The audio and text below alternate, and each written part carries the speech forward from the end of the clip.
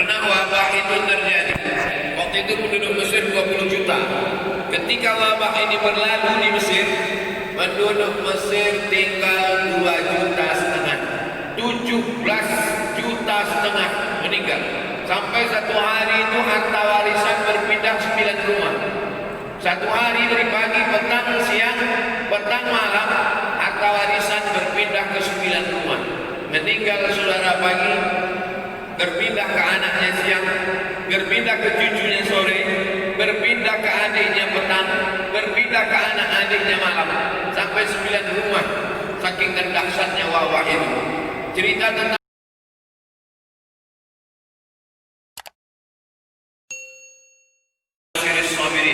berikan kabar gembira kepada orang-orang yang sabar. Artinya kita tetap ada takut. Namanya kita manusia, tapi ketakutan itu lebih besar lagi untuk Allah. Allah lebih besar porsi takutnya. Makanya khutbah Jumat itu dipesankan oleh khatib, ya ayyuhalladzina amanu, wahai orang beriman, ittaqullah, takutlah kepada Allah Subhanahu wa taala. Yang namanya wabah itu terjadi juga zaman dulu. Syekh Ali Jum'ah, mufti Mesir, bercerita bagaimana dulu ketika terjadi wabah di Kairo. Kata beliau, pernah wabah itu terjadi. Waktu itu penduduk Mesir 20 juta. Ketika wabah ini berlalu di Mesir, penduduk Mesir tinggal 2,5 juta. 17,5 juta meninggal. Sampai satu hari itu harta warisan berpindah 9 rumah. Satu hari dari pagi, petang, siang, petang, malam, harta warisan berpindah ke 9 rumah. Meninggal saudara pagi, berpindah ke anaknya siang, berpindah ke cucunya sore, berpindah ke adiknya petang, berpindah ke anak adiknya malam, sampai 9 rumah. Saking dahsyatnya wabah itu. Cerita tentang masjid-masjid ditutup pernah terjadi di Andalusia. Jadi masalah wabah ini, Nabi Sallallahu Alaihi Wasallam pun bercerita tentang wabah. Jadi dengan datangnya wabah ini kita ditunjukkan bahwa agama Islam ini bukan agama sekedar tentang zikir.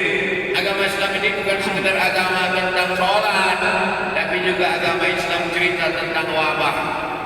Idza sami'tum bihi, kalau kamu mendengar ada suatu wabah terjadi di suatu negeri, la taqdimu ilaihi, jangan datang ke negeri itu.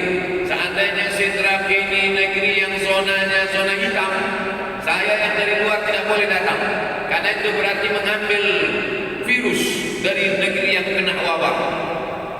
Idza waqa'tum bihi, kalau kamu berada di suatu negeri dan kamu terkena virus, la takhruju firaran minhu, jangan kamu lari keluar dari negeri itu. Andai saya di Riau itu zona hitam, lalu kemudian saya keluar kemari, tidak boleh, karena saya berarti membawa virus. Jadi saya berani datang ke Makassar, berani datang ke Sidrap, naik pesawat karena sudah lulus rapid test. Ini perlu saya jelaskan supaya jangan ada fitnah di antara kita, supaya jamaah pun tenang. Karena kalau cerita takut, yang paling takut tentu Ustaz Bunyamin, karena dia yang paling dekat.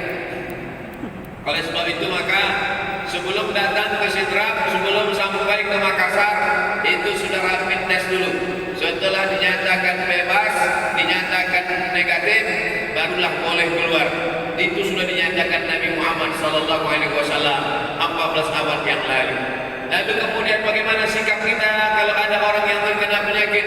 Kata Nabi SAW, firra minal majzum, larilah engkau dari orang yang kena penyakit menular. Firaraka minal asad, sebagaimana kau lari dari seekor singa, sebagaimana kau takut kepada seekor singa, maka begitulah engkau lari dari virus. Jadi kita sekarang berhadapan dengan masyarakat terbagi kepada dua. Yang pertama, masyarakat yang sangat berani kepada virus ini, sampai menantang-nantang dia, mana virus itu biar aku makan, biar aku telan virus itu. Yang satu lagi masyarakat yang sangat ketakutan, tidak keluar rumah, tidak pergi beli makanan, tidak mau ketemu orang, sangat ketakutan. Semua dicuci, sampai semua makan makanan dicucinya. Nah ini terlalu ekstrim. Sedangkan kita ini adalah umat yang pertengahan. Wa kadzalika ja'alnakum ummatan wasata. Kalian ini umat yang pertengahan. tidak terlalu ketakutan, tapi juga tidak terlalu nekat berani. Maka kita tetap jaga protokol kesehatan dan kita tidak pula terlalu depresi, stres karena ketakutan.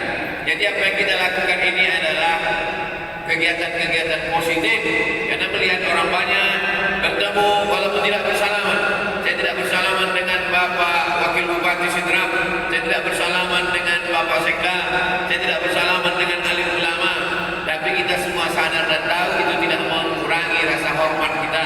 Kenapa demikian? Karena begitulah kita diajarkan oleh Nabi Muhammad sallallahu alaihi wasallam.